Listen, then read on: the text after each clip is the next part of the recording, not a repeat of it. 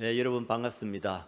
하나님께서 귀한 교회에 이렇게 보내주셔서 말씀으로 서로 교제하게 하시고 또 이렇게 은혜를 나눌 수 있게 해주신 것을 감사를 드립니다. 우리 목사님 여기 이 교회에서 우리 시내가에 심은 교회에서 청빙이 있다고 해서 저한테 상담을 청했을 때 정말 제가 가시라고 그렇게 말은 했습니다만은 사실 마음은 많이 아팠습니다. 우리 이 젊은 목사님 이제 아주 생생하게 이렇게 새순처럼 힘차게 솟아오르는 이런 때에 너무 고생 많이 할 교회로 이렇게 가는 거 아니냐 이런 생각 때문에 마음이 짠했던 그런 기억이 있습니다. 그러나 목사님께서 정말 그 젊으신 목사님들의 일반적인 생각과는 달리 이렇게 희생하고 헌신하려고 하는 그런 각오를 가지고 이렇게 출발하는 것을 보면서 정말 선배 목사로서 마음에 참 뜨뜻함이라 할까요? 자랑스러움이 있었습니다. 이 오신 지가 이제 1년 남짓 됐는데 오셔서 우리 장로님들과 또 우리 모든 성도들과 이렇게 서로 마음을 합하여서 이렇게 목사님 열심히 목회하시고 또 우리 성도들도 열심히 이렇게 협력하시고 그래서 교회가 작지만은 든든한 교회로 이렇게 서가고 있는 것을 보면서 하나님 앞에 진심으로 감사를 드립니다. 강소교회라는 말이 있습니다. 강소교회라는 말이 있는데 그게 무슨 말이냐 하면 작지만은 강한 교회라는 뜻입니다. 강소교회, 작지만은 강한 교회. 우리 시내가 심은 교회가 정말 작지만은 강한 교회로서 빌라델비아 교회가요 이제 정말 별 힘을 가지지 못했어요. 그렇게 많은 것을 가지지 못했던 그런 교회, 약한 교회였어요. 그러나 그 빌라델비아 교회는 정말 하나님이 보시기에 큰 일을 했던 그런 귀한 교회였습니다. 우리 시내가에 심은 교회도 이렇게 빌라델비아 교회 같은 그런 아름다운 교회로 계속 성장하고 부흥 발전할 수 있게 되기를 바랍니다.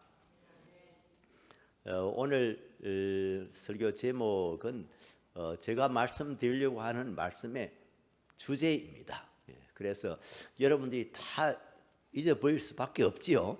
다 잊어버리더라도 이 제목 하나만은 꼭 기억할 수 있게 되기를 바랍니다.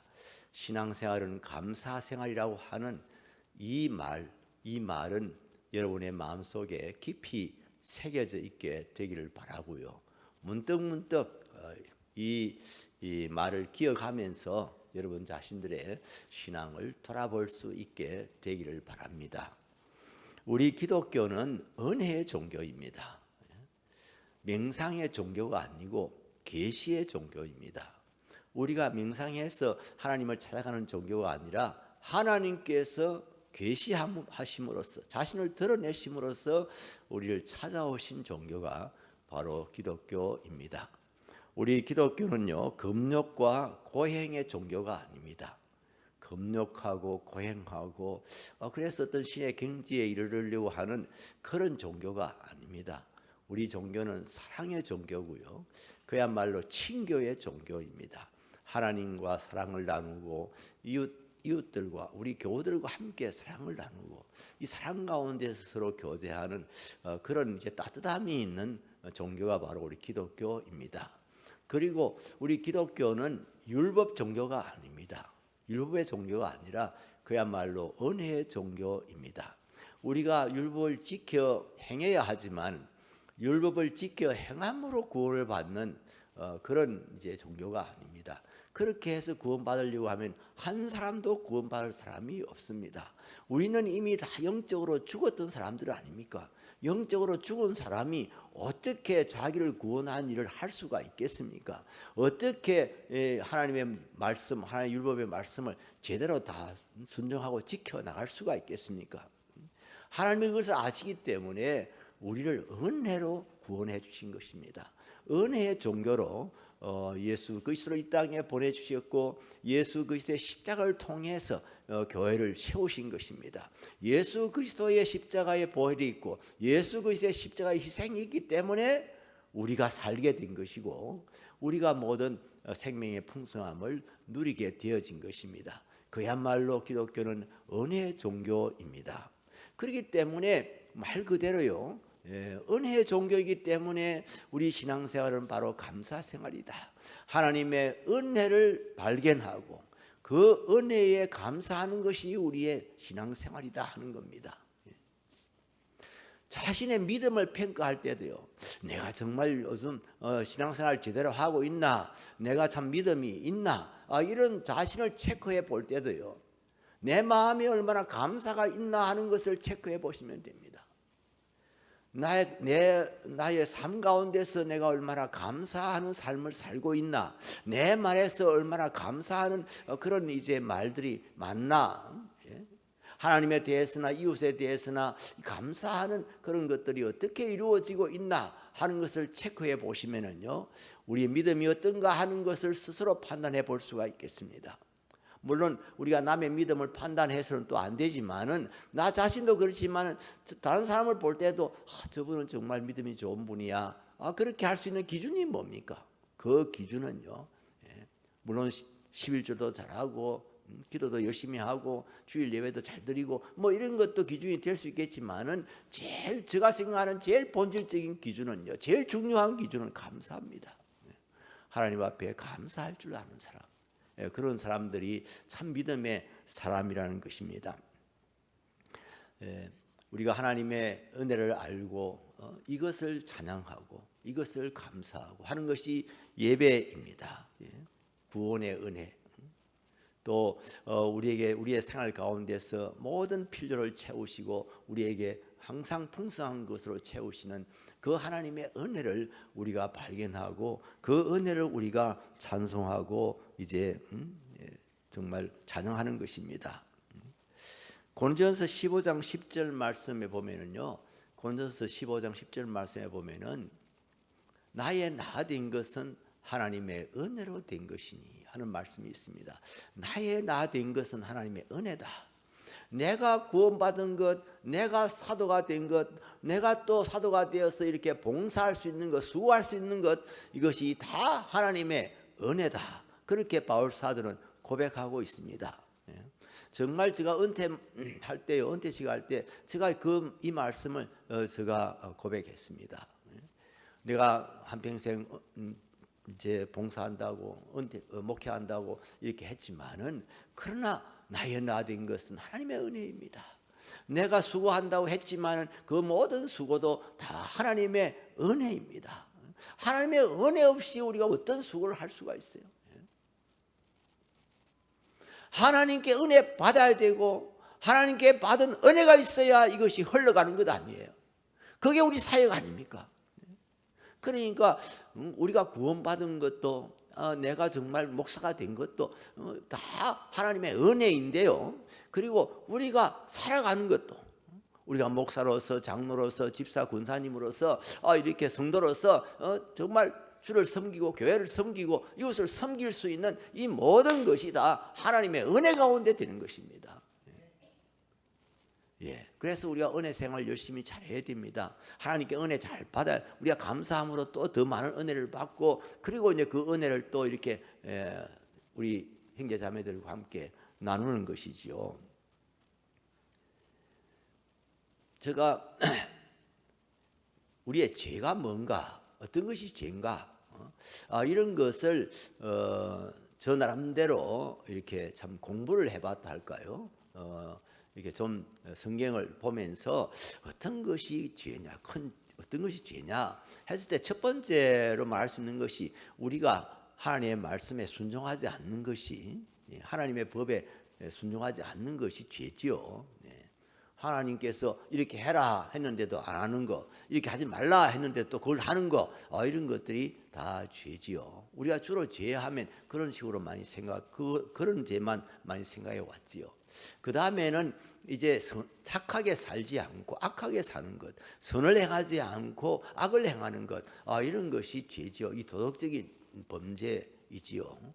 정말 정직하게 살고 성실하게 살고 이렇게 선하게 살아서 다른 사람들에게 늘 유익을 끼치고 은혜를 끼치고 하는 그런 삶을 살지 못하고 이제 악하게 사는 거죠. 남을 해치는, 뭐 일부러 해치려고 해치지 않다 하더라도 말 한마디라도 다른 사람에게 부담을 주고 다른 사람의 마음을 상하게 만들고 하여튼 이렇게 사는 것, 그런 것들이 죄지요. 도덕적으로 우리가 잘못하는 것들이 죄입니다. 그런데요, 제가 정말 깨달은 게 있어요. 물론 저 혼자 깨달은 것은 아닙니다만은 이미 성경에 다 이렇게 표현되고 지고 있는 것이지만은 또 수많은 사람들이 다 깨닫고 있는 것이지만은요, 제가 정말 그때 죄가 뭔가 하는 것을 제가 공부하다가 정말 하나 깊이 깨달은 것이 뭐냐면은요, 아마 이 죄가 제일 큰 죄가 아닐까, 또 이 죄가 정말 용서받지 못할 죄가 아닐까, 제가 그렇게 생각한 게 있는데 그게 뭐냐면 감사하지 않는 죄입니다. 은혜로 알지 못하고 감사하지 않는 죄, 이것이 가장 큰 죄고 이것이 용서받지 못할 죄다. 여러분도 한번 가만히 생각해 보시기 바랍니다. 사람들은요, 우리 예수 믿는 사람들 보고요, 꼭 무슨 예수 믿어야 되냐, 사람이 착하게 살고 나는 교회는 안 나가도 니보다 10배나 더 낫다, 물론 말로 그런 안 알지는 않겠지만 속으로 그렇게 생각하는 사람들 많이 있지요. 그러나 하나님을 알지 못하는 사람들, 하나님을 믿지 못하는 사람들, 하나님께로부터 무한한 은혜를 받아 누리고 있으면서도 감사할 줄 모르는 겁니다. 그게 은혜인 줄 모르는 겁니다. 은혜인 줄 모르고 삽니다. 우리 예수 믿는 사람들도 비슷한 생활을 할 때가 많아요. 여러분, 이 삼남 만상들을 한번 다 바라보십시오. 이거 다 하나님이 창조하신 것 아닙니까? 하나님께서 우리에게 마음껏 사용하고 누릴 수 있도록 우리에게 주신 것 아닙니까? 요새 산에 한번 가보세요. 얼마나 기분이 좋은지요. 저도 이제 가끔씩 우리 동네 뒷산에 올라가서 산보하고 이렇게 하는데요. 지금은 연초록 빛이죠. 이게 정말 연초록 빛은 이게 생기를 그 자체가, 그 색깔 자체가 막 우리에게 생기를 불어넣어 줍니다. 그 산을 만드신 분이 누구이십니까? 그 나무들을 심으신 분이 누구이십니까? 그 자라게 하시는 분이 누구이십니까? 가을에 낙엽이 져서 다 떨어졌는데도 다시 이것을 새 옷을 다 입히시는 분이 누구이십니까? 우리 하나님 아니십니까? 그런데 우리는 그거 마음대로 다 사용하잖아요. 마음대로 산을 마음대로 사용합니다. 우리가 바다를 마음대로 사용합니다. 바다를 지으신 분이 하나님이시잖아요. 우리가 하나님이 바다를 지으실 때 우리가 투자를 했나요? 바다 가서 수영하고 왔다고 이렇게 무슨 돈을 내나요? 이 세상 만물들 우리가 다 자유롭게 사용하고 있습니다. 이 하나님의 은혜입니다. 그런데 사람들이 은혜인 줄 모르는 거죠. 당연한 줄 아는 거죠.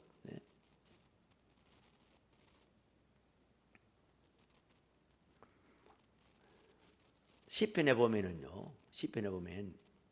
내게 주신 구원의 은혜를 내가 무엇으로 보답할꼬, 내게 주신 하나님의 은혜를 내가 무엇으로 보답할꼬 하는 그런 식구들이 있습니다. 제가 여러분 그 식구들이 좀 이렇게 마음에 다가오십니까? 이분의 이 시를 썼던, 이걸 고백했던 그 성도의 마음이 좀 여러분 느껴지십니까? 내게 주신 모든 은혜를 내가 무엇으로 보답할까? 이게 신앙입니다. 이게 믿음입니다. 내가 이렇게 많은 은혜를 받는데 내가 하나님께 무엇으로 보답할까? 우리에게 주신 이 자연을 통해서 주신 은혜 가운데요, 제가 늘 예를 들은 것이 이 산소입니다. 산소.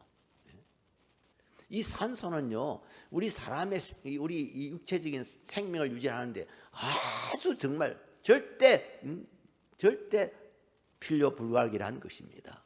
절대란 말을 붙일 수 있는 겁니다. 사람이요 4분만 호흡 안 해도요 이 뇌세포가 파괴되기 시작합니다. 그렇기 때문에 숨을 못 쉬는 사람이 있으면요 빨리 어떻게 해서라도 숨을 쉬도록 만들어야 됩니다.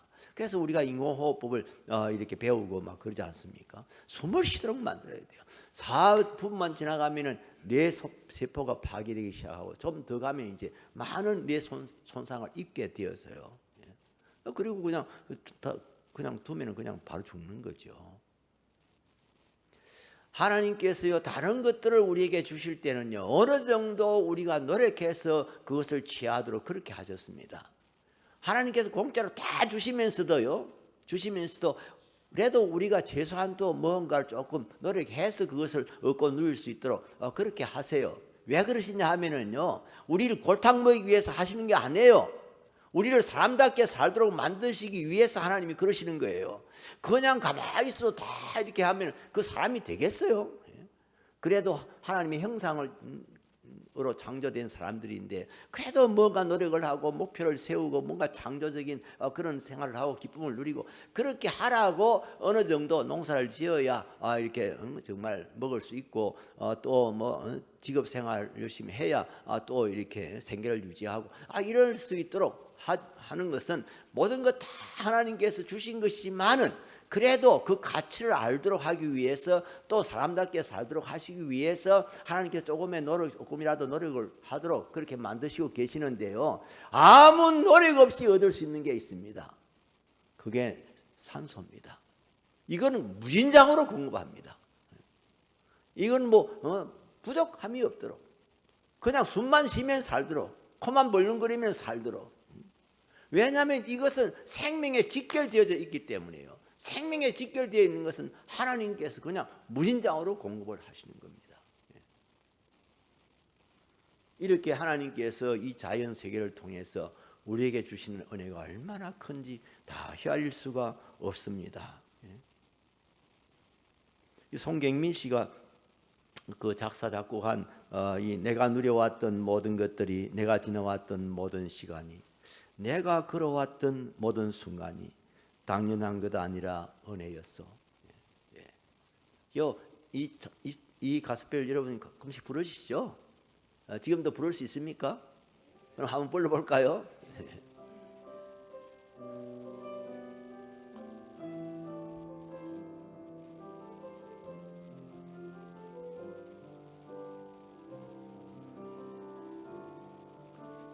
누려왔던 모든 것들이, 지나왔던 모든 시간이, 내가 걸어왔던 모든 순간이 연한 것 아니라 은혜였어.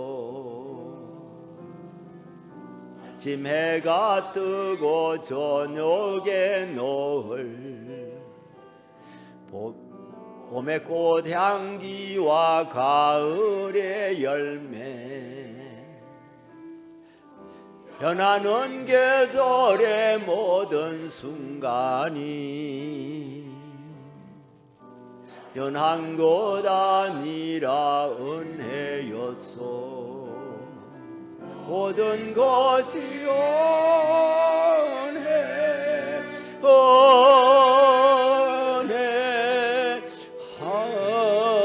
은혜, 한없는 은혜. 내 삶에 당연한 것 하나도 없었던 것은 모든 것이 은혜, 은혜였어. 이 은혜를 알고 이 은혜를 어떻게 보답할고 하는 심령으로 살아가는 것이 바로 신앙생활입니다. 이 은혜를 모르고 배은망덕하며 사는 것이 가장 큰 죄고 용서받지 못할 죄입니다. 예수 안 믿는 사람들요, 자기들이 그냥 조금 뭐 이렇게 반듯하게 살면 뭐 그렇게 그러면 뭐 구원을 얻는 줄로 그렇게 생각해요. 그러면서 하나님을 인정하지 않습니다. 하나님의 은혜를 인정하지 않습니다. 예수 그리스도를 인정하지 않습니다. 우리를 위해 십자가에 못 박혀 죽으신 그 예수 그리스도의 그 십자가의 보혈, 그 은혜를 인정하지 않습니다. 그런 사람이 어떻게 용서받을 수 있어요? 그런 사람이 어떻게 구원받을 수 있어요? 하나님의 은혜 자체를 부정해 버리는데요. 하나님의 은혜 자체를 은혜로 생각 안 하는데요.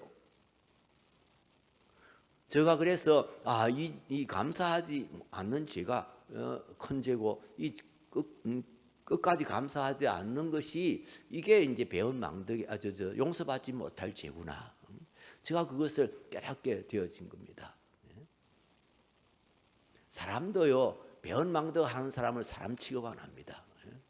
저 인간도 아니야. 뭐 그렇게 말하죠.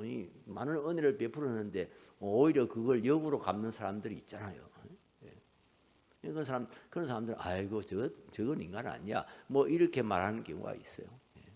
하나님 앞에서 그 하나님이 우리에게 주신 은혜가 너무나 크고 지중한데 그것을 알지 못하고 그것을 인정하지 아니하고 감사하지 아니하고 하나님께서 그런 사람들은 어떻게 구원할 방법이 없어요. 은혜를 은혜로 인정하지 않는데요.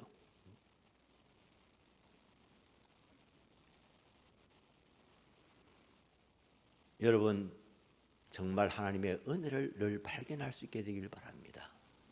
그 은혜를 발견하고 그 은혜를 감사하면서 그렇게 사시길 바랍니다. 감사가 있어야 힘이 있어요. 감사가 있어야 기쁨이 있어요. 감사가 있어야 찬송이 진짜 찬송으로 나오고요. 감사가 있어야 우리의 신앙생활에 이 파워가 생기는 겁니다. 감사가 없이 그냥 그야 하나님 말씀대로 살아야지 하나님의 계명을 지켜야지 이런 마음으로만 신앙생활을 하면은요 힘들어요. 예배도 근태로워요. 찬송을 할 때도 별 의미 없이 그냥 찬송하겠대요. 감사가 있어야 우리에게 기쁨이 생기고 감사가 있어야 우리에게 파워가 생겨요. 믿음의 힘이 생겨요.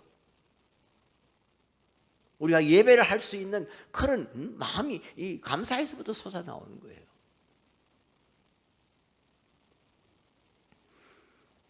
여러분 우리가 감사할 은혜가 많지만은 제일 큰 은혜가 뭘까요? 제일 중요한 은혜가 뭘까요? 여러분 다 아시죠? 우리가 하나님께로부터 받은 바 제일 큰 은혜가 뭐죠? 구원의 은혜지요. 새 생명을 주신 은혜지요. 이 구원의 은혜 여기에다 비교할 수 있는 것은 없지요. 하나님께서 우리를 구원해 주셨어요. 죄와 허물로 죽었던 우리를 구원해 주셨어요. 영원히 지옥의 행분을 받아야 할 우리를 구원해 주셨어요. 이 은혜가 얼마나 큰지요. 이 구원의 은혜를 알 때에 구원의 은혜를 우리가 이렇게 기억하게 될 때에 우리 마음에 참 구원의 즐거움이 생기게 됩니다. 이 구원받은 은혜에 대한 감격이 있고요. 기쁨이 생기게 되는 겁니다.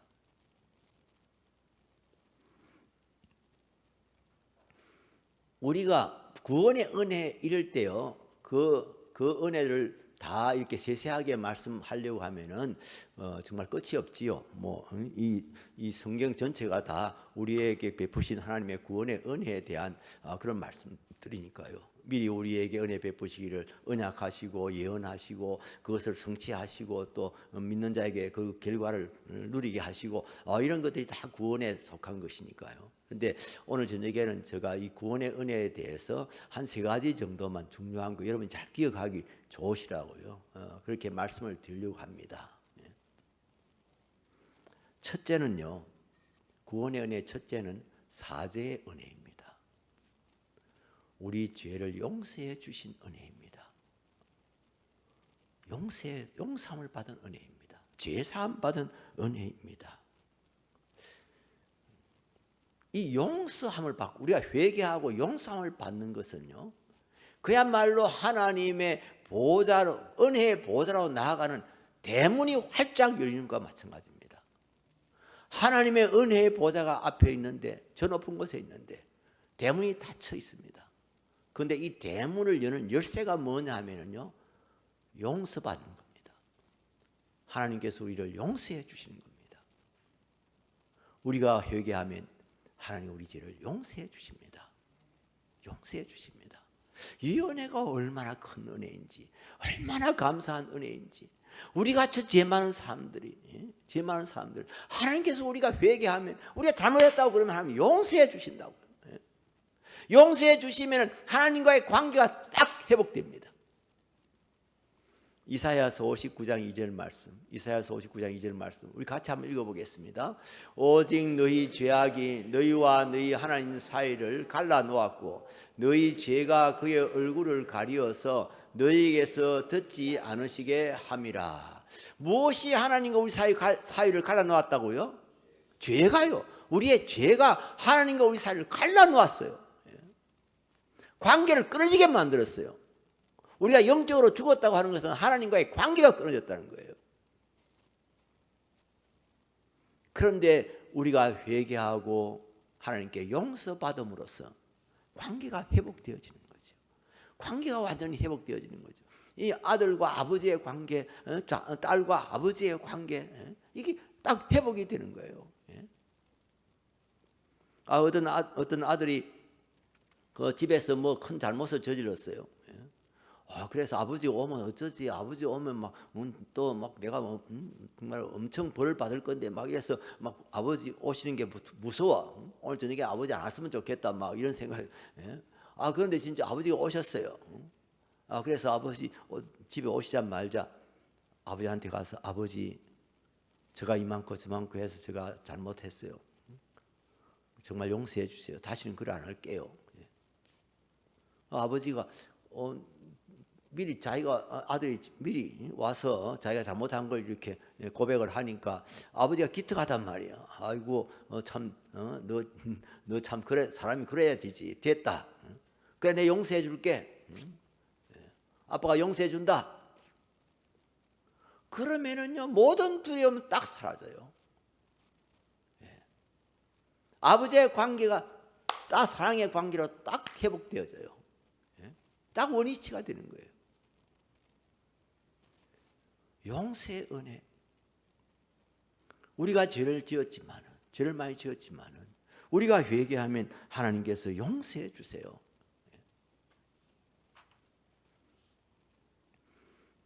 근데 회개에 대해서 성경에서 우리에게 이렇게 한 두 가지 정도 이렇게 회개가 뭔가 하는 것을 말씀해 주시는 내용들이 있는데요. 이 첫째는 자신이 죄인인 것을 알고 예수 그리스도의 십자가를 붙드는 그런 회개입니다. 그 근본적인 회개라고 그러지요.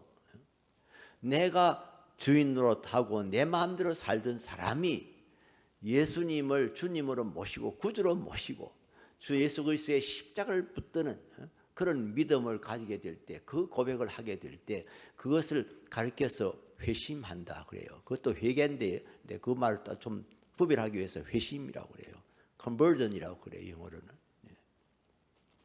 예수 그리스도께서 그의 보배로운 피로 나를 우리의 죄를 사해 주신다고 하는 것을 믿고 하나님 저는 죄인입니다. 주님의 보혈을 의지합니다. 주님의 십자가의 공로를 의지합니다. 에베소서 1장 7절 말씀도 같이 한번 읽어보겠습니다.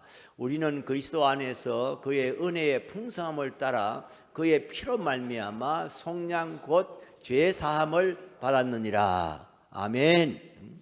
예수 그리스도의 피로 말미암아서 속량 곧 죄사함을 받았느니라. 우리가 죄를 짓고도 우리가 회개하면 하나님께 용서받습니다. 그 용서를 받을 수 있는 모든 근거 바탕을 제공해 주신 분이 누구이죠? 예수님이십니다. 우리가 다 용서받을 수 있도록 뒷받침을 다 해주신 분이 예수님이세요. 그리고 우리가 이런 용서도 이런 근본적인 회개도 하지만은 또 우리가 평소에 구원함을 받고서도 평소에 우리가 잘못할 때 많지요. 오늘도 딱 아침부터 뒤로 한번 돌아봤더니 아이고 이것도 내가 잘못했네. 이것도 하나님께 죄송하네. 내가 또 왜 그 사람한테 이랬지? 뭐 이런 여러 가지 그런 것들이 있을 수 있잖아요. 그런 것들 여러분 자꾸 묵혀놓지 마시고 그날 그냥 해결해 버리시기 바랍니다. 우리가 밖에 갔다 오면 저녁에 세수하잖아요. 손을 씻잖아요. 그와 마찬가지로요. 이게 이런 일상의 회개가 있습니다. 하나님께서도 우리가 언제든지 우리가 잘못했다고 그러면 회개 용서해 주신다고 약속하고 있어요. 요한 1서 1장 9절입니다. 요한 1서 1장 9절 잘 아는 말씀이죠. 같이 읽겠습니다. 만일 우리가 우리 죄를 자백하면 그는 미쁘시고 의로우사 우리 죄를 사하시며 우리를 모든 불의에서 깨끗하게 하실 것이요. 아멘. 제가 목회할 때요. 처음에 잠실 중앙교회에서 이제 담임 목회를 시작했는데요. 거기서 한 10년 정도 하니까요. 설교가 너무 힘든 거예요. 설교하는 것이 진짜 힘들어요. 우리 목사님도 뭐 그래 오래는 안 했습니다만 그래도 늘 그게 제일 부담스러운. 그런데 제일 그 설교 중에서 제일 어려운 설교가 뭐냐면 절기 설교라. 추수감사절, 맥주감사절, 또 뭐 부활절, 또 뭐 성탄절, 그건 주제가 똑같잖아요. 본문도 딱 제한되어 있잖아요. 그러니까 그걸 매년 해야 되니까요. 그거 진짜 힘들어요. 그래서 그때 막 추수감사절이 아마 다가오고 있었을 때인데 이게 이제 본문이 정해지고 제목이 정해지고 이래야 죽어도 보내고 이제 이렇게 준비를 할 수가 있는데 설교 준비를 할 수가 있는데 아무것도 안 떠오르는 거예요. 아무 아이디어가 없어요. 뭐 생각이 나는 건 다 전에 써먹었어요. 다 했어요. 그래서 너무 제가 그냥 너무 마음이 막 안타깝고 막 그래서 안 되겠다. 기도원에 가야 되겠다. 가서 기도를 해야 되겠다. 기도를 해야 하나님이 이 말씀을 주시지 이러면서 이제 제가 기도원에 갔어요. 그 잠시에서 그렇게 멀지 않는 광림 수도원이라고 있습니다. 그 광림 교회에서 세운 이제 기도원인데요. 그래서 기도실로 가지 않고 제가 산으로 올라갔습니다. 그 산으로 올라가면 산에 이제 기도할 수 있도록 이렇게 그 스티로폼을 깔아놓고 이렇게 시멘트로 이 자리를 만들고 스티로폼을 깔아놓고 한 그런 자리가 있어요. 그거 올라갔습니다. 거기 올라가가지고 진짜 하나님 앞에 무디처럼 나무를 뿌리를 뽑으면서 한번 막 간절하게 기도해야 되겠다. 그렇게 생각하고 이제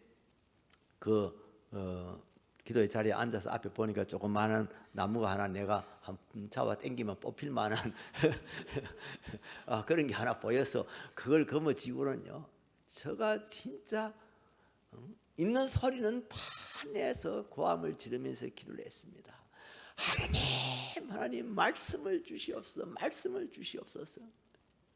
너희들이 관원들 앞에 섰을 때 지금 핍박당하는 상황은 아니지만은 관원들 앞에 섰을 때 염려하지 말라. 내가 할 말을 주겠다고 말씀하셨지 않습니까? 저에게 말씀을 주시옵소서. 말씀을 주시옵소서. 저는 본래 그렇게 막 고함 지르면서 기도하는 체질이 아닙니다. 저는 기도 조용히 합니다. 그래서 저는요 젊을 때도 막 통성 기도하면은 정신이 하나도 없어요. 막 아무 생각 없이 막 소리를 막 내고 막 또 소리 내야 되는 줄 알고 막 무조건 막 소리를 지르고 이러다 보니까 뭐 기도가 아니에요. 가만히 생각해. 그래서 그런지 하여튼 저는 그 통성 기도에 잘 적응을 못했어요. 그래서 저는 기도할 때요, 물론 통성기도 우리 성도들과 함께 기도할 때도 있지만은 제가 개인 기도할 때는 거의 이렇게 조용하게 기도해요. 기도가 깊어지면 더 조용해져요. 영 깊어졌을, 영 조용해졌을 때는 이제 잠이 들었을 때. 그런데 그날은 막 이게 뭐 본래 하던 습관이나 뭐 체면 뭐 무슨 뭐 그런 거 스타일 다 버리고 그냥 붙들고 주여 말씀을 주셨어. 말씀 한 시간 하고 나니까요 힘이 쫙 빠져요. 지금 그때는 지금보다 약했을 때입니다. 몸이 약했을 때입니다.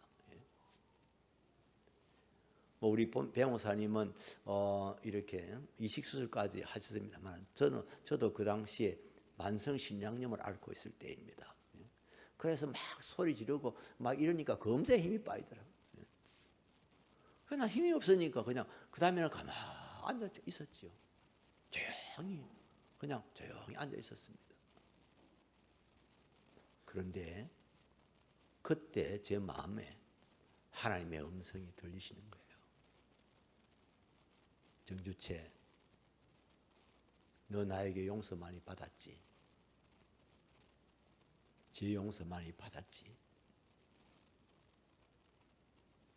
그렇게 제 마음에 말씀하십니다. 가만히 생각해 보니까 그래요. 제가 얼마나 하나님 앞에서 사람들 앞에서 잘못한 것이 많은데 하나님께서 저를 용서해 주셨어요. 특별히요. 뭐 목사가 무슨 큰 도둑질을 했겠습니까? 무슨 그런 큰 사회적인 그런 범죄를 했겠습니까? 많은 목사가 저지를 수 있는 큰 범죄가 있다면요 외식하는 거예요. 위선하는 거예요. 바리새인들이요, 예수 안 믿겠다고 나선 바리새인들이요, 기독교 지도자, 하나님을 경외하는 자들의 지도자라고 하는 사람들이 제일 많이 지었던 죄가 무슨 죄였지요? 외식하는 죄였어요. 위선의 죄였어요. 그래서 우리 예수님께서 아주 무섭게 책망하셨어요. 이 외식하는 서기관들과 바리새인들이 하면서 예수님께서 얼마나, 예수님이 제일 싫어하는 그 죄가 아마 이 외식인 것 같아요. 차라리 죄인들이라고 취급당하는 세리들, 창녀들, 이런 사람들은 우리 예수님께서 오히려 책망하기보다는 오히려 그 사람들은 이렇게 용서하시고 위로하는 그런 말씀들을 많이 하셨어요. 근데 목사가 참 외식하기 쉬워요. 정말 그래요. 하나님의 말씀은 참 거룩하고 참 위대한 말씀인데요, 그 말씀을 전하는 목사는 그 말씀의 수준에 이르지를 못해요. 말씀이 거룩한 것만큼 거룩하지를 못해요. 말씀이 요구하는 것만큼 그렇게 자기가 살지를 못해요. 그런데 설교를 해야 된단 말이에요. 설교를 막 열심히 하다 보면은 자기는 막 진짜 그렇게 살고 있는 것처럼, 그런 정도의 말씀의 수준 이상으로 막 올라간 것처럼 그렇게 착각할 수가 있어요. 처음에는 그것이 부담이 되지요. 양심의 가책이 되지요. 한참 그렇게 하다 보면은요 잊어버려요. 그게 위선이 되고 그게 외식이 되는 거죠. 사람이요 외식하는 거요, 인간끼리도요, 사람끼리도요 외식하는 거 그 참 참기 힘듭니다. 내가 뻔히 아는데 막 자기가 막 거룩한 체하고 뭐가 잘난 체하고, 내가 무식한 거 다 알고 있는데 막 자기가 뭘 다 아는 것처럼 떠들고, 참 보기 싫죠, 여러분. 하나님께서 얼마나 저 때문에 많이 참으셨을까. 나도 참 참기 힘든데, 나도 알고 나면은 참기가 힘든데, 그냥 어찌 생각하면 우리 하나님께서 막 집어 던지고 싶었을 건데, 아이고 그냥 하고 이렇게 내치고 싶었을 건데 지금까지 참아주셨구나, 나를 용서해 주셨구나. 그런 마음이 이렇게 다가오게 되니까요 제가 그냥 눈물이 나더라고요. 그래서 아마 한 2시간은 울었을 거예요. 울다가 하나님 저를 용서해 주셔서 감사합니다. 제 모든 지은 죄 다 기억하지 않으신다니 감사합니다. 바다에 던져버린 것처럼, 바다에서 바위가 가라앉은 것처럼 우리의 죄를 바다에 그냥 이렇게 버리신 그 은혜를 감사합니다. 울다가 돌아온 적이 있는데요. 그때부터 제가요, 이 찬송 부르는 게 좀 달라졌어요. 전에는 찬송을 좀 예사로 불렀어요. 특별히 사제 은혜에 대한 그런 가사가 있는 찬송들을 그냥 별 생각 없이 불렀던 때가 많았어요. 그런데 제가 그날 그렇게 많이 울고 난 후에 이 찬송가를 펴보니까요, 찬송가마다 아마 60, 70%는 제 용서에 대한, 제 삶에 대한 그런 가사들이 들어가 있어요. 우리가 제일 많이 부르는 찬송이 내 영혼이 은총 입어 하는 찬송이죠. 내 영혼이 은총 입어 중한 죄짐 벗고 보니 슬픔 많은 이 세상도 천국으로 화하도다. 우리 같이 부르겠습니다. 할렐루야 할렐루야 찬양하세. 내 모든 죄 사함 받고 주 예수와 동행하니 그 어디나 하늘나라. 나 같은 죄인 살리신 그 은혜 놀라워 잃었던 생명 얻었고 광명을 얻었네. 어떤 찬송에 속죄함 주 예수 내 죄를 속했네. 할렐루야 할렐루야. 우리 그 찬송도 알지요. 그 속죄함 받은 그 기쁨이 가슴을 이렇게 벅차 올라서 속죄함 주 예수 내 죄를 속했네. 할렐루야. 우리의 죄를 용서해 주시고 우리가 죄 사함 받은 것, 이것이 얼마나 큰 은혜인지 모릅니다. 죄 사함 받음으로써 모든 것이 시작됩니다. 죄 사함 받음으로써 대문이 열립니다. 스타트 포인트가 그때부터 시작이 됩니다. 죄 사함 받고 우리 주님과 동행하고 죄 사함 받고 우리 하나님의 보좌 앞으로 나아가고 이 죄 사함 받음으로써 우리는 정말 모든 은혜의 그 하나님 가지신 모든 은혜, 그 충만한 은혜를 우리가 누릴 수가 있게 되는 거죠. 그래서 우리가 구원받았다 할 때요, 첫 번째가 죄 용서함 받았다는 겁니다. 죄 용서함 받았다. 사람들이요, 이 죄 용서함 받은 것에 대해서 별 그렇게 막 심각하게 생각을 안 하는 것 같아요. 왜 그럴까 제가 생각해 보니까요, 이 자신의 죄에 대해서 너무 너그러워요. 그러고 그냥 잘못했다 해도 우리 하나님께 잘못했다 하면 용서해 주시. 그냥 이렇게 너무 예사로 생각해 버리는 것 같아요. 자기가 정말 얼마나 큰 죄인인지, 얼마나 하나님 앞에 늘 잘못을 저지르는지, 무슨 큰 범죄는 하지 않았다, 시문에 날 만한 그런 범죄는 하지 않았다 하더라도 이게 작은 거 하나하나 그 다 보태 보세요. 톨스토이의 그 소설에 보면, 단편에 보면 그런 게 나옵니다. 그 큰 돌을 주워온 사람, 그 다음에 조그마한 돌로만 주워오게 하고, 큰 돌 주워온 사람에게 제자리에 갖다 놔라. 그 큰 돌 주워온 사람은 그거 알지요. 갖다 놔버려요. 작은 돌 주워온 사람 보고 제자리에 갖다 놔. 그거 어떻게 제자리에 갖다 놔요? 그 톨스토이는 이 성경적인 교훈을 나타내는 그런 소설들을 들어 많이 썼는데요.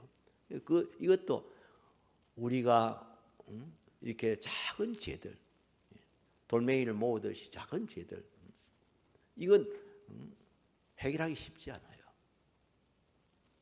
그런데 하나님께서 우리가 이런 여러 가지 잘못들, 또 잘못하고 또 잘못하고 또 하고 또 하고 이런 것들도 우리가 회개하면 용서해 주신다고 하는 것 생각하면 생각할수록 얼마나 감사한지요.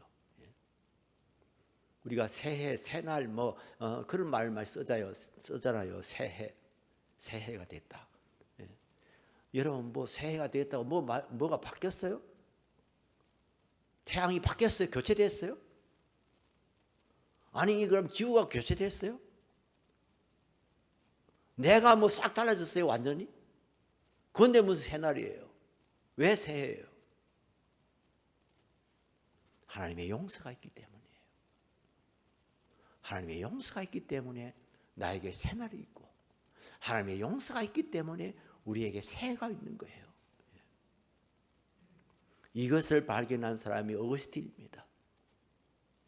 어거스틴 시간에 대해서 논하면서요. 그 당시만 해도 아리스토텔레스가 말한 물리적 시간, 이렇게 태양의 주기 혹은 지구의 주기, 운행의 주기 이런 것이 시간이라고 생각을 했던 그 당시에 어거스틴은요 그렇지 않다. 우리가 하나님 속에서 갖는 이 그분이 영혼의 연장이다 이런 말도 쓰기도 하고 좀 여러 가지 좀 어려운 용어를 쓰는데요. 그분은 이 시간이야말로 하나님의 은혜의 채널이다. 이 계절이 바뀌고 이 물리적인 시간이 바뀌고 하는 것은 하나님께서 우리에게 은혜 주시는 하나의 채널로 사용하신다. 이러면서 우리에게 정말 새로운 것이 주어지는 것은 하나님의 용서가 있기 때문이라. 그렇죠? 그런 누구든지 그리스도 안에 있으면 새로운 피조물이라. 그리스도 안에서 우리가 새로운 피조물이 되는 겁니다. 용서받고 새로운 피조물이 되는 겁니다. 그래서 우리에게 새날이 주어지고 새해가 주어지고 하는 것이지요. 두 번째로 우리가 이제 구원함을 받았다 할 때 두 번째로 생각할 것은 뭐냐면은 따라서 한번 해주시기 바랍니다. 우리가 거듭나서 하나님의 자녀가 되었다. 하나님께서 우리를 구원해 주셨다고 하는 것은 우리의 죄를 용서해 주신 것도 정말 참 큰 구원의 은혜이지만은 놀라운 것은 우리를 거듭나게 하셔서 하나님의 자녀로 삼아 주셨어요. 요한복음 1장 12절 13절 말씀, 잘 아는 말씀이지만 또 한번 읽겠습니다. 요한복음 1장 12절 13절 말씀. 준비가 안 됐습니까? 예. 아니요. 1장 12절 13절. 예. 영접하는 자, 곧 그 이름을 믿는 자들에게는 하나님의 자녀가 되는 권세를 주셨으니 이는 혈통으로나 육정으로나 사람의 뜻으로 나지 아니하고 오직 하나님께로서 난 자들이니라. 아멘. 예. 영접하는 자, 곧 그 이름을 믿는 자들에게는 하나님의 자녀가 되는 권세를 주셨다. 권세를 주셨다는 것은 법적으로 하나님의 자녀로 입양이 됐다는 이야기입니다. 법적으로 하나님의 자녀가 되었다. 신분이 바뀐 것을 말합니다. 그런데 이것으로 끝난 것이 아니고요. 혈통으로나 육정으로나 사람의 뜻으로 나지 아니하고 오직 하나님께로서부터 났다. 하나님이 우리를 낳으셨다고 또 표현하고 있어요. 하나님께로부터 났다. 하나님께서 성령으로 우리를 거듭나게 하셨어요. 그리고 우리가 하나님께로부터 났기 때문에 우리는 하나님의 아들, 딸이 되는 거죠. 여러분, 소가 새끼를 낳으면 뭐라고 그래요? 송아지라고 그러죠. 개가 새끼를 낳으면요, 강아지죠. 어떤 사람은 개새끼라고 말도 그게 정확한 대답입니다만 어쨌든. 그럼 하나님이 우리를 낳으시면 우리는 어떻게 되는 거예요? 하나님의 자녀가 되는 거죠. 하나님께로부터 났으니까요. 정씨 아버지가 아들을 낳으면 또 정씨를 낳는단 말이에요.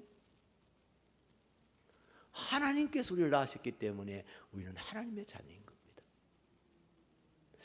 이 은혜는 너무 크기 때문에 실감이 안 나는 거예요. 실제로 그래요. 내가 하나님의 아들이다. 내가 하나님의 딸이다. 이 좀 실감이 안 나요. 너무 큰 은혜라서요. 예? 하나님 우리 아버지세요. 믿으시죠? 하나님 우리 아버지세요.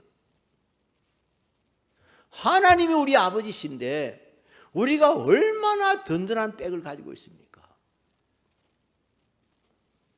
이것보다 더 좋은 백이 있습니까, 여러분? 하나님 우리 아버지신데.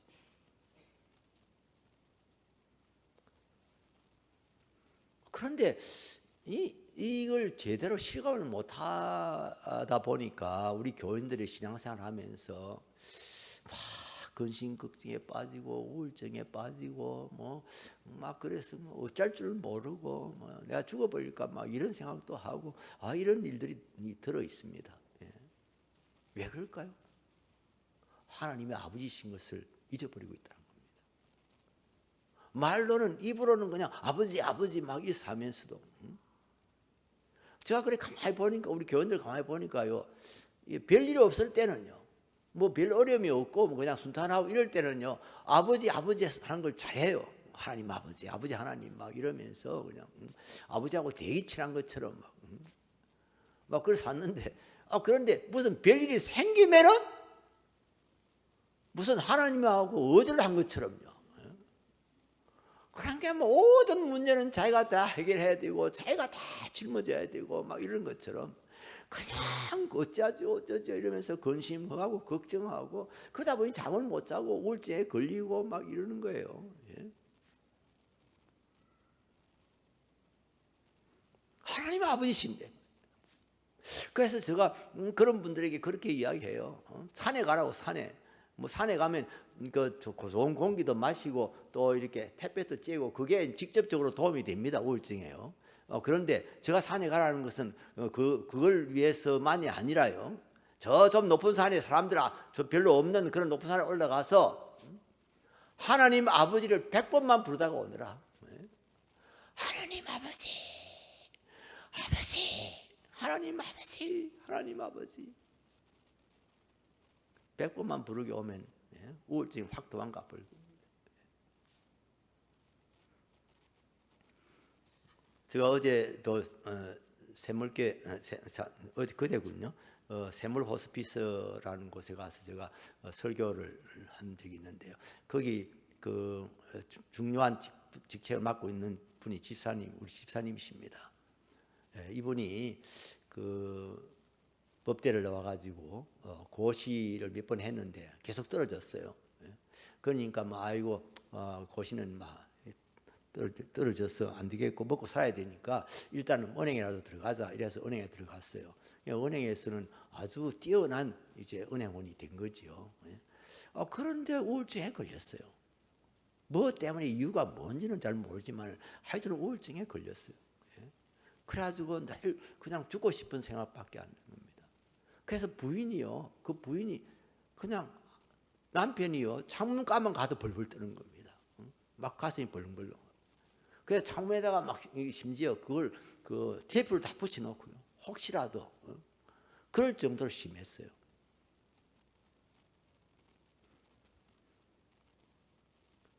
그런데 제가 상담하면서 신방 가서 상담하면서 그런 이야기 했습니다. 하나님 믿으시지요? 예. 하나님이 집사님 아버지이신 걸 믿으시지요? 예. 하나님은 만유에 주시고 전지전능하신 하나님이신 것을 믿으시지요? 예. 하나님 부르세요. 하나님 찾으세요. 하나님 의지하세요. 이럴 때 아버지가 필요한 건 아니에요. 뭐 아무 일도 없을 때는 뭐 아버지 옆에 안 계셔도 돼요. 아이들이 뭐 그냥 별일 없을 때는 그냥 찰랑찰랑하면서 지 혼자서 뭐 아버지 앞에 막 뛰어갈 수 있습니다. 그런데 막 개가 한 마리 온다든지 뭐 무슨 위험한 일이 있으면 아빠하고 다시 아빠한테로 오듯이 말이에요. 예?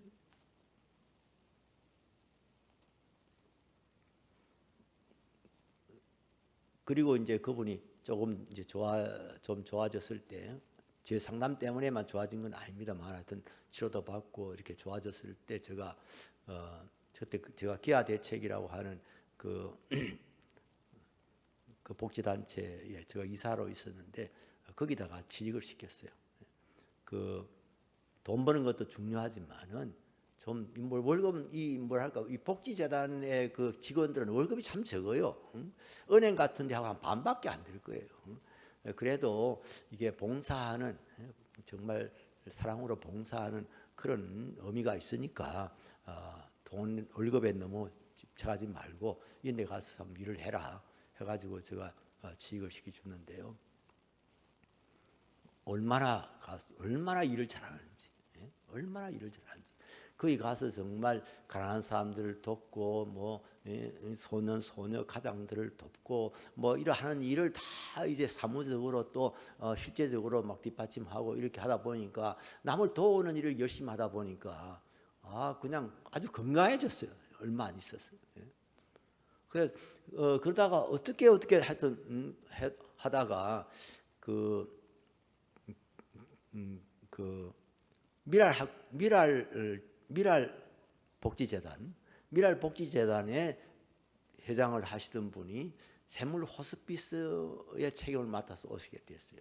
그런데 그분이 자기 부하 직원인 우리 이 오집사님을 전격적으로 데려가. 너도 가자. 너무 일을 잘하니까요. 일을 잘하니까 그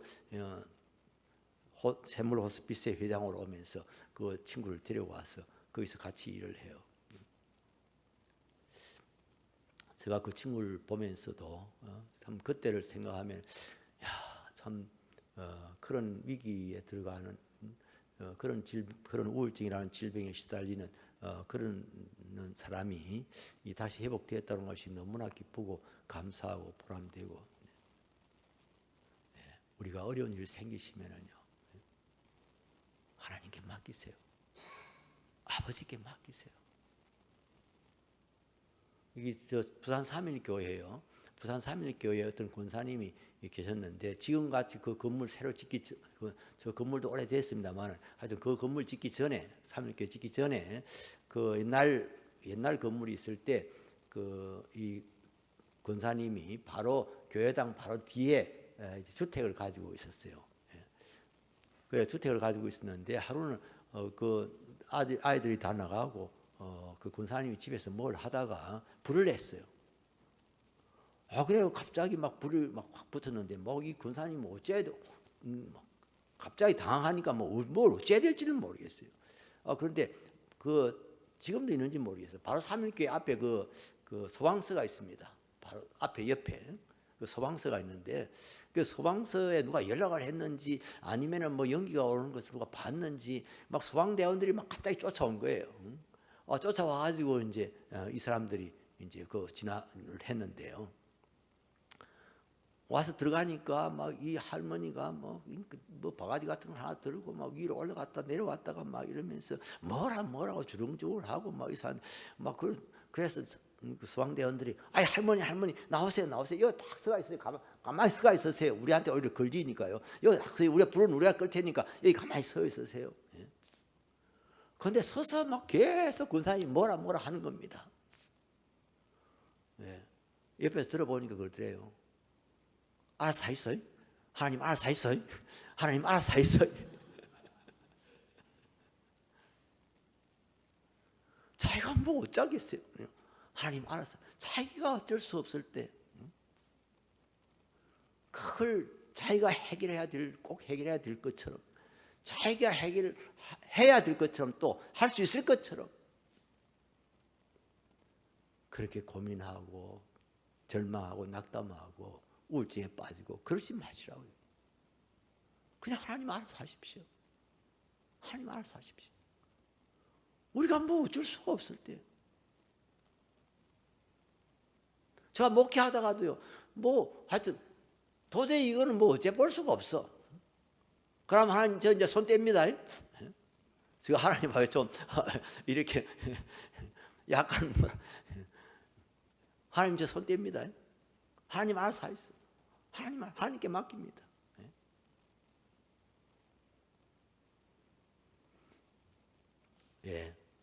하나님 아버지 제대로 믿으시고요. 우리를 하나님의 자녀로 삼아줬다고 하는 것 늘 감사하며 사시기 바랍니다. 나 같은 죄인을 살려주신 것만 해도 감사한데 나를 거듭나게 하셔서 하나님의 자녀로 삼아주셨어요. 그리고 또 세 번째로 우리가 구원함을 받았다고 하는 것은요, 우리에게 영생을 주셨고 또 영원히 살 천국을 우리에게 주셨다고 하는 것입니다. 우리가 구원함을 받았다고 하는 것 따라 하시기 바랍니다. 영생을 얻고 천국을 기업으로 주셨다는 것입니다. 하나님이 우리를 구원해 주셨다고 하는 것은 이 구원의 은혜는 죄사함의 은혜고 거듭나서 하나님의 자녀로 삼아주신 은혜고 그 다음에 우리에게 영원히 살 생명을 주셨을 뿐 아니라 영원히 살 기업, 영원히 살 집을 주셨다고 하는 것입니다. 요한복음 14장 1절로 3절 말씀 띄워주세요. 아까 같이 읽겠습니다. 너희는 마음에 근심하지 말라. 하나님을 믿으니 또 나를 믿으라. 내 아버지 집에 거할 곳이 많도다. 그렇지 않으면 너희에게 일렀으리라.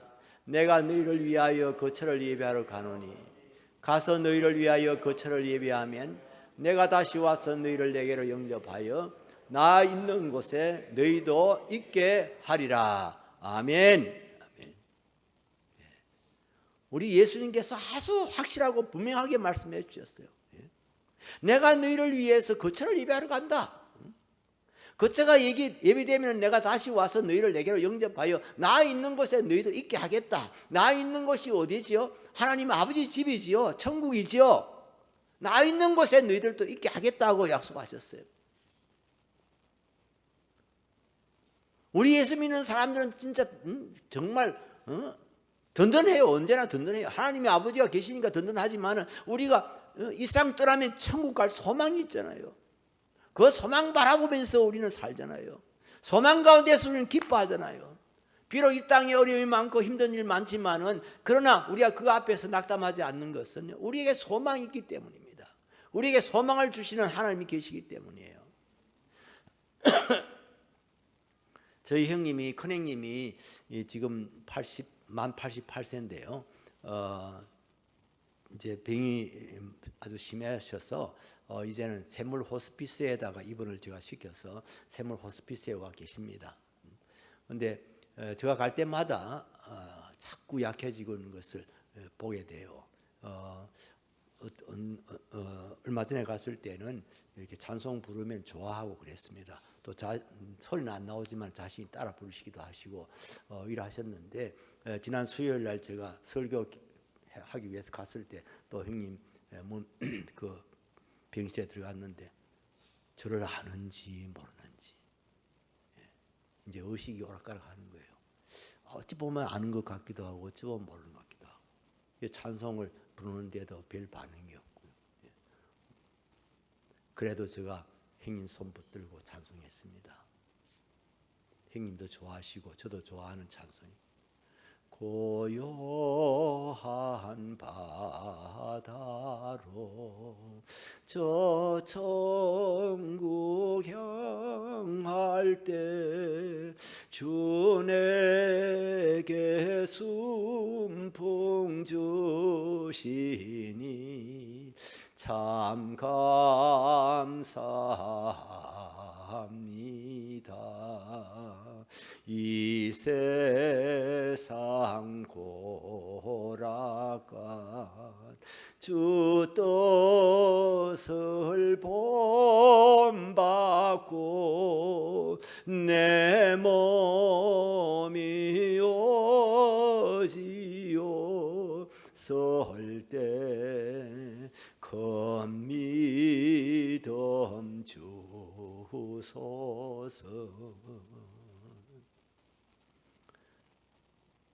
이제 곧 세상을 떠나게 될 분을 손을 붙들고 찬송할 수 있는 것은 우리에게 천국이 있기 때문입니다. 하나님의 나라가 있기 때문입니다. 우리 가는 곳이 너무 분명하기 때문입니다. 우리 형님 이 땅 떠나시면은 우리 아버지 집에 갈 것을 제가 확신하기 때문입니다. 저도 언젠가 곧 따라갈 것이기 때문입니다. 우리 모두 우리 아버지 집에서 우리가 만나게 될 것입니다. 우리에게 그 소망이 확실하게 주어져 있습니다. 불교인들요, 제가 불교를 비난하기 위해서 한 소리 아닙니다만, 제가 불교를 조금 공부해 본 일이 있습니다. 그때 그 총회 교육부에서 저보고 무슨 교재를 좀 써달라고 한 그 차프트를 하나, 불교에 관한 비교 종교학이라 할까 하여튼 그 하나 써달라 해서 제가 좀 공부를 해봤던 적이 있어요. 뭐 깊이 공부하는 건 아닙니다만 하면서 불교에는 이 내세관이 분명하지 않구나, 내세라고 하는 것이 불교에는 없는 거구나 하는 그런 어렴풋이 그런 생각을 했어요. 예. 그랬는데 그러다가 언젠가 제가요, 그 월간조선에서 해암 스님이라고 하는 스님의 유명한 스님입니다. 불교에서 이런 분이 인터뷰한 기사가 나온 것을 보게 됐어요. 그거 쭉 읽어 나가는데 뭐 이 스님들이 하는 말은 진짜 뭐 선문답이라고 그러죠. 무슨 말을 하는지 뭔 말 뜻이 어떤 건지 알 수가 없어요. 하여튼 그래도 그 스님의 그 인터뷰니까 쭉 읽어가는데요.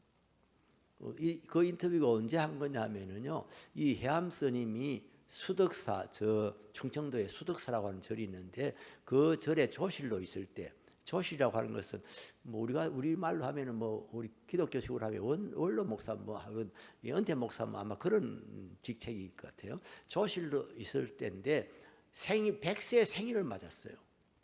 100세 생일을 맞았을 때 그 월간조선에서 이청이라고 하는 불교 소설가입니다. 불교 소설가를 보내가지고 해암 스님하고 인터뷰를 하도록 그렇게 한 것을, 그것이 이제 여기 나온 거예요.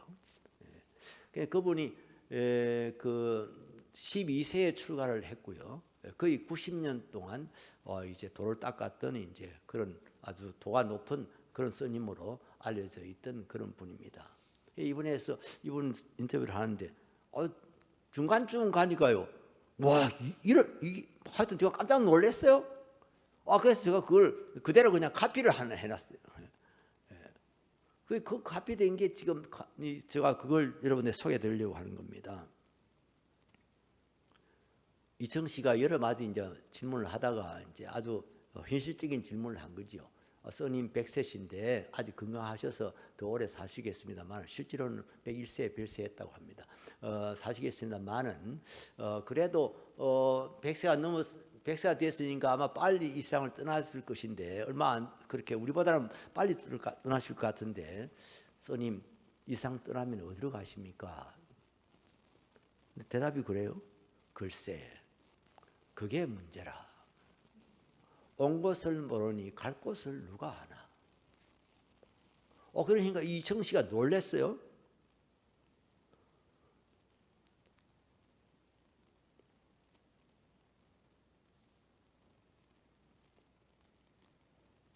엉겹길에 물었어요. 그럼 망공 스님은 어디로 갔을까요?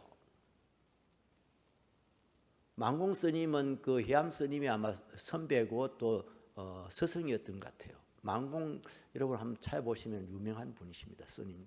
망공 스님은 어디로 갔을까요? 그랬더니, 야, 이 사람아, 내 갈 곳도 모르는데 망공이 어디로 갔는지 누가 알겠나? 저는 그걸 읽는 순간이요, 이 사람 치매다 이런 생각이 들더라고요. 치매가 아닌가? 치매가 아닌 것이 분명한 것은요, 이어서 이렇게 되어 있습니다. 그리고 그는 또렷한 소리로 다음과 같이 열반송을 읊었다. 열반송이라는 것은요, 스님들이 세상 떠날 때 유언처럼 남기는 노래가 있습니다. 우리 같으면 천국 소망 찬송 같은 것이어야 하는데, 하여튼 마지막 이제 남기는, 중생들에게 마지막 남기는 그런 노래가 있습니다. 그게 열반송이라 그렇게 부릅니다. 또렷한 소리로 다음과 같은 열반송을 읊었다. 생불지레처 사불지거처 운변탈토 향하지 낙일기영 공자명. 살아서 온 것을 모르고 죽어서 가는 것을 모른다. 구름 밖으로 달아난 토끼 어디로 갔는지 누가 아는가. 저문 날 주림매 홀로 운다. 살아서 온 것을 모르고 어디서 왔는지, 죽어서 가는 곳을 모른다. 구름 밖으로 달아난 토끼, 이것은 이미 이 세상을 떠난 사람들을 말합니다. 이미 이 세상을 떠난 사람들 어디로 갔는지 누가 아는가? 저문 날, 날이 저물었습니다. 그렇지요? 자신이 나이가 벌써 100세입니다. 인생이 저물었지요. 저문 날 줄인 매, 매가 사냥을 못해가지고 배가 고픈 매라는 이야기죠. 그러니까 자기가 아직도 갈 곳을 모른다는 거죠. 도를 깨닫지 못했다, 뭐 그렇게 말할 수도 있겠죠. 그래서 홀로 앉아 울고 있다. 줄인 매가 나무가지에 앉아서 울고 있는, 자기 지금 신세가 그렇다 하는 것을 노래했습니다. 그렇게 노래했습니다. 이청 씨가 아마 충격받았을 것 같아요. 이 출가한 지 90년이나 되시는 분이 어디로 가는지를 모른다고 이렇게 슬퍼하는 열반송을 남기는 것을 보고 충격받았던 것 같아요. 이거는 뭐 관계가 있는 건지 없는 건지 모르지만은요, 제가 2012년도로 기억합니다. 2012년도, 그렇죠. 제가 은퇴하기 전에 한 해 전이쯤인데, 그때 그 조선일보에서 이청 씨의 그 인터뷰가 나왔어요. 이청 씨 자신의 인터뷰가 나왔어요. 이분이 불교 소설을 30편이나 쓴 사람입니다. 그런데 이분이 고향이 포항이라네요. 그래서 그는 포항에서부터 지금 용인에 살고 있습니다. 지금도 살아 계신지 모르겠어요. 저하고 나이 같더라고요. 하여튼 용인까지, 이렇게 포항에서 용인까지 혼자 걸어서 오면서 이렇게 수행을 한 것입니다. 왜 그런 수행을 했냐면은 자기 인생이 어디로 와서 어디로 가는지 그걸 알기 위해서. 앉아서 막 생각만 해가지고는 안 될 것 같아서 걸어서 고향에서부터 내가 지금 살고 있는 데까지, 그래서 걸어서 오다 보면은 어디서 왔는지, 내가 어디로 가는지 알 거 아닌가. 내가 포항에서 나서 와가지고 지금 이 용인에 살고 있는데, 하여튼 포항에서부터 걸어서 이렇게 오다 보면은 뭔가 내가 어디서 와서 어디로 가는지 무슨 알 수 있지 않을까. 그래서 자기가 걷고 있다는 겁니다. 그래서 기자가 묻습니다. 그냥 걷는 가운데 뭐 좀 깨달은 것이 있습니까? 아무것도 없습니다. 그리고 그분이 뒤에 그런 말 덧붙여 놨어요. 불교에는 천국도 지옥도 없습니다. 그러니까 기자가 또 놀래가지고, 아니 이런 말을 해도 불교계에서 뭐 난리 아닙니까? 이럴 때, 그래 해도 지금 절대를 죽인다고 하는 사람들이 있습니다. 그래서 내가 용인 어디에 살고 있으니까 날 때를 죽일 사람은 몽둥이 들고 오너라, 자기가 그런다고 뭐 그런 말까지 이렇게 인터뷰에 나와 있더라고요. 그분도 불교 소설을 30편이나 썼던 그런 유명한 불교 소설가인데, 불교에는 천국도 지옥도 없다. 근데 그 말이 맞아요. 뭐 왜 맞느냐면요, 그분들이 말하는 천국이 니르바나입니다. 니르바나 빨리 하면 열반이 되죠. 그래서 그 제일 좋은 말 갖다 붙였어요. 열자, 기쁠 열자죠. 반이란 말은 월드란 뜻이에요. 세상이란 뜻이에요. 그래서 기쁜 세상. 거기다가 이제 극락이란 말로 다시 또 이렇게 음력해서 다시 그걸 이제 의역을 해가지고 극락이라고 붙이죠. 그렇게 극락이라고 번역하고 있는, 열반이라고 번역하고 있는 니르바나가 여러분 뭔지 아세요?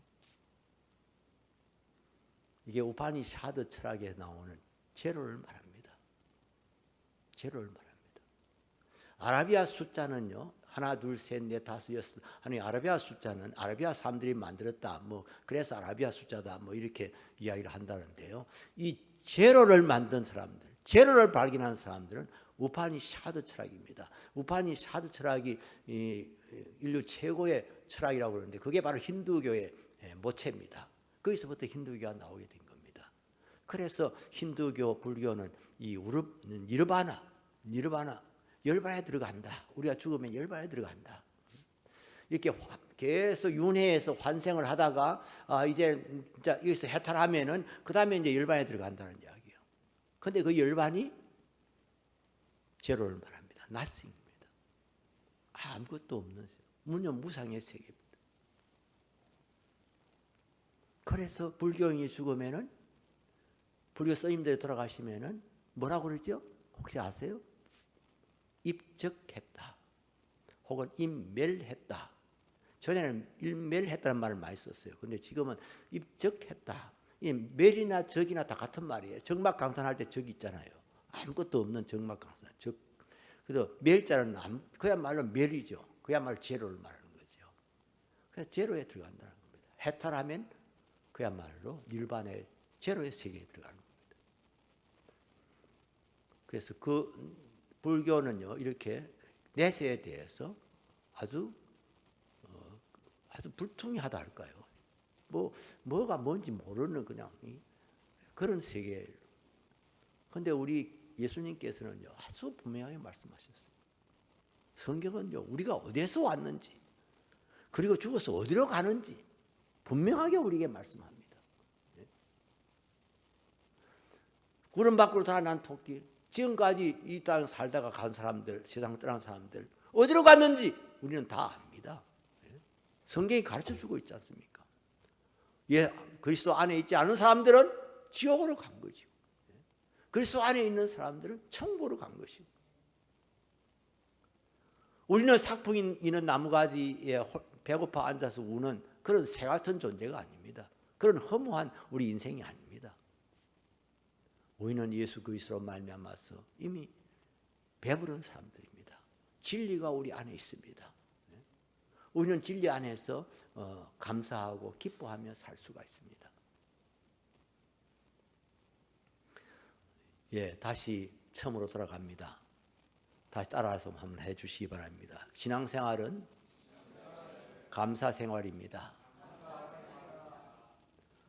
우리가 감사해야 될 은혜는, 첫째는 자연을 통해서 주시는 은혜입니다.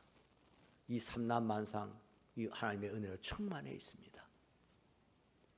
그리고 두 번째 은혜는 그야말로 영원한 은혜, 그야말로 다 헤아릴 수 없는 은혜는 바로 구원의 은혜입니다. 구원의 은혜의 첫 번째는 죄 용서함의 은혜고요. 두 번째로는 거듭나서 하나님의 자녀로 삼아주신 은혜고요. 세 번째로는 우리에게 천국을 기업으로 주신 것입니다. 이것을 늘 기억하면서 하나님 앞에 감사하시기 바랍니다. 하나님 앞에 나와서 감사합니다 할 때, 여러분 어떤 때는 또 말은 감사합니다 하는데 뭘 구체적으로 감사하는지 자기도 잘 모를 때가 있어요. 저도 가끔 그럴 때 있어요. 그럴 때 다시 정신을 차려가지고 뭐가 감사한데 스스로 물어봅니다. 그러면 다시 제가 생각을 하게 되는 거죠. 여러분 생각 안 나면은요, 이 세 가지 감사하세요. 저를 용서해 주셔서 감사합니다. 저를 거듭나게 하셔서 하나님의 자녀로 삼아 주셔서 감사합니다. 저에게 천국을 소망으로 주셔서 감사합니다. 다윗도요, 시편 23편 마지막 절에서 뭐라고 그랬습니까? 내 평생에 주의 선하심과 인자하심이 반드시 나를 따르리니. 내가 어디요? 여호와의 집에 영원히 거하리로다. 시편 23편은 내가 여호와의 집에 영원히 거하리로다. 이렇게 소망을 고백하면서 이렇게 끝마치고 있습니다. 그런데 여러분, 이 감사 생활은요, 그냥 감사 생활 하자 이런다고 되는 게 아니더라고요. 감사 훈련을 해야 돼요. 스스로 감사하는 훈련을 해야 돼요. 자기 스스로 좀 감사하는 훈련을 받으셔야 스스로 해야 돼요. 여러분, 감사를 한번 적어보세요. 말로만 하지 말고 한번 적어보세요. 여러분이 무슨 노트를 하나 가지고 다니시면서 감사하다 생각날 때 적으세요. 아는 것도 적으세요. 지금까지 감사한 것 한번 쭉 적어보세요. 제일 좋은 방법이 감사 일기를 쓰는 겁니다. 감사 일기를 쓰는 거예요. 제가 우리 교인들 앞에 제가 지금 소망의 삶 공부를 시키고 있는데요. 성경 공부, 소망의 삶 공부를 시키고 있는데 제가 늘 이야기하는 게 그겁니다. 감사 일기를 쓰라고. 제가 감사 일기 씁니다.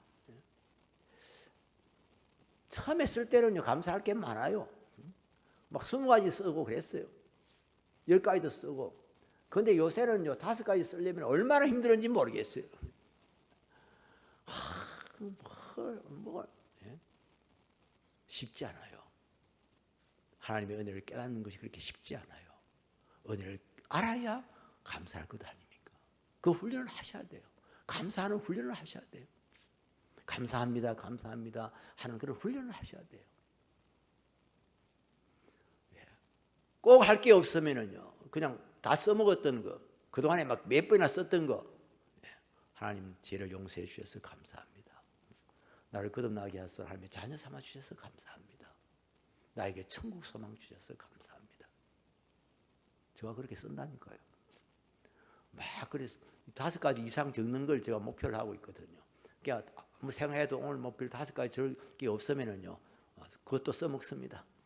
하나님, 나의 죄를 용서해 주셔서 감사합니다. 거듭나게 해 주셔서 감사합니다. 천국을 주셔서 감사합니다. 여러분들도 한번 감사일기 써보시기 바랍니다. 감사일기를 못 쓰더라도 여러분 노트라도 한번 감사 노트라도 해보시기 바랍니다. 이렇게 적어보시기 바랍니다. 그냥 입으로만 해가지고는 그냥 예사로 해버리고 끝날 수가 있어요. 잊어버릴 수가 있어요. 감사 훈련을 하셔서 범사에 감사하는 자리에 이르시기 바랍니다. 저는 그렇게 생각합니다. 범사에 감사하라. 이것은 너희들을 행하신 하나님의 뜻이다. 그래서 제가 여기에서 다시 한번 발견했다고 생각하는 것이, 그렇구나. 우리의 신앙의 절정이 어딘가? 우리 신앙의 제일 높은 단계가 뭘까? 범사에 감사하는 것이구나. 범사에 감사하는 자리까지 이르는 것이 우리 신앙의 목표이구나. 범사에 감사하라. 이것은 너희를 행하신 하나님의 뜻이다. 그렇습니다. 하나님께서 우리를 행하신 뜻을 가지고 계시는데 감사하는 사람이 되는 겁니다. 범사에 감사하는 사람이 되는 것입니다.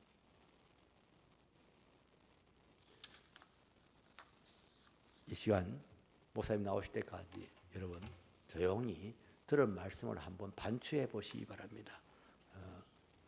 지금 저한테 들은 말씀 생각나는 대로 다시 한번 이걸 쭉 마음에 이렇게 되새겨 보시기 바랍니다.